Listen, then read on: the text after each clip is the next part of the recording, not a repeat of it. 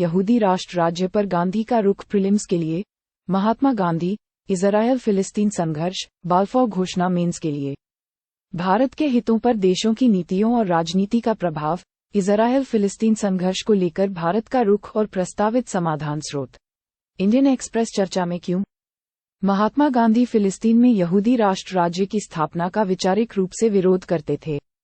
Israel और फिलिस्तीन के बीच चल रहे संघर्ष एवं तनाव के संदर्भ में उनके विचार काफी चर्चा में है। गांधी द्वारा फिलिस्तीन में यहूदी राष्ट्र राज्य के विरोध का कारण यूरोप में यहूदी लोगों की दुर्दशा। 1930 और 1940 के दशक में एडोल्फ हिटलर के नेतृत्व वाले नाजी शासन के तहत यूरोप में यहूदियों को अत्यधिक उत्पीड़न एवं भेदभाव का सामना करना पड़ा। नाजियों के शासन के दौरान व्यवस्थित रूप से लगभग 6 मिलियन यहूदियों का नरसंहार किया गया। उन्हें नजरबंदी शिविरों में रहने या निर्वासित होने को मजबूर होना पड़ा। गांधी जी को यहूदी लोगों के प्रति अपार सहानुभूति थी। इन लोगों को ऐतिहासिक रूप से उनके धर्म के कारण प्रताड़ित किया गया था। गांधी जी ने पाया कि यूरोप में यहूदियों और भारत में अछूतों के साथ होने वाले व्यवहार में काफी समानताएं हैं तथा उन्होंने दोनों समुदायों के साथ होने वाले अमानवीय व्यवहार की काफी आलोचनाएं भी की।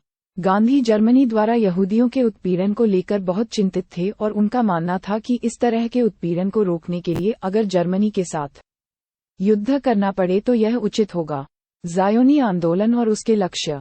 19वीं सदी के अंत में फिलिस्तीन में यहूदी लोगों के लिए एक राष्ट्रीय मातृभूमि की स्थापना के लक्ष्य के साथ ज़ायोनी आंदोलन की शुरुआत हुई। प्रथम विश्व युद्ध के बाद इस आंदोलन को और बल मिला। साथ ही इसे वर्ष 1917 की बाल्फोर घोषणा, जिसके द्वारा फिलिस्तीन में एक यहूदी राष्ट्र राज्य की स्थापना हेतु समर्थन किया गया था, का प्रोत्साहन भी प्राप्त हुआ। द्वितीय विश्व युद्ध के बाद वर्ष 1947 में संयुक्त राष्ट्र ने फिलिस्तीन को अलग अलग यहूदी और अरब राज्यों में विभाजित करने वाली एक विभाजन योजना का प्रस्ताव रखा, जिसके अनुसार यरूशलेम एक अंतर्राष्ट्रीय शहर होगा। यहूदी नेताओं ने इस योजना को स्वीकार कर लिया, किंतु अरब द्वारा इसे अस्वीकार कर दिया गया, जिससे हिंसा भड़की। 14 मई 1948 को इजरायल को आधिकारिक तौर पर एक स्वतंत्र राज्य घोषित कर दिया गया। विरोध। गांधीजी ने फिलिस्तीन में यहूदी राष्ट्र राज्य को गलत और अमानवीय मानते हुए इसका विरोध किया। उनका मानना था कि यहूदी मातृभूमि की स्थापना के लिए मूल अरब आबादी को विस्थापित करना मानवता के खिलाफ अपराध कृत्य होगा। गांधीजी को लगा कि यहूदी केवल अरबों की सद्भावना से फिलिस्तीन में बस सकते हैं और इसके लिए उन्हें ब्रिटिशों के साथ जुड़ाव को कम करना होगा। उनका मानना था कि कोई भी धार्मिक कृत्य, जैसे यहूदियों का फिलिस्तीन लौटना, गंभीरता से नहीं बल्कि अरबों की ये सद्भावना के साथ लागू होना चाहिए। गांधी का मानना था कि फिलिस्तीन में यहूदी मातृभूमि की अवधारणा दुनिया भर में यहूदी अधिकारों की लड़ाई का खंडन करती है। उन्होंने सवाल किया कि यदि फिलिस्तीन यहूदियों का एकमात्र घर है तो क्या वे दुनिया के उन हिस्सों को छोड़ेंगे जहां पर वे पहले से बसे हुए हैं। गांधी के रुख का भारत की इजरायल फिलिस्तीन नीति पर प्रभाव।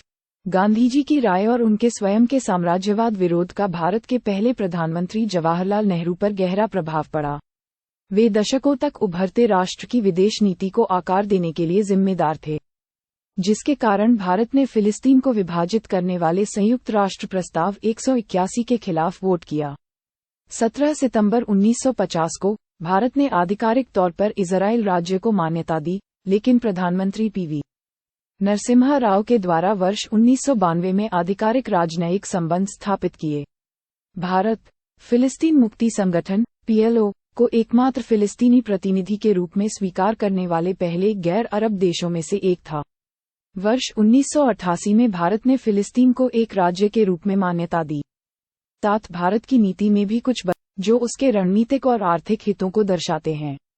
हाल ही में भारत इजरायल और फिलिस्तीन दोनों के साथ अपने संबंधों को संतुलित करते हुए दो राज्य समाधान या टू स्टेट सॉल्यूशन को प्राथमिकता देने और शांतिपूर्ण तरीके से दोनों देशों के लिए आत्मनिर्णय के अधिकार के साथ डिहाइफनेशन नीति स्थापित करने की ओर बढ़ गया है। यूपीएससी सिविल सेवा परीक्षा विगत वर्ष के प्रश्न प्रीलिम्स प्रश्न निम्नलिखित कथनों पर विचार कीजिए।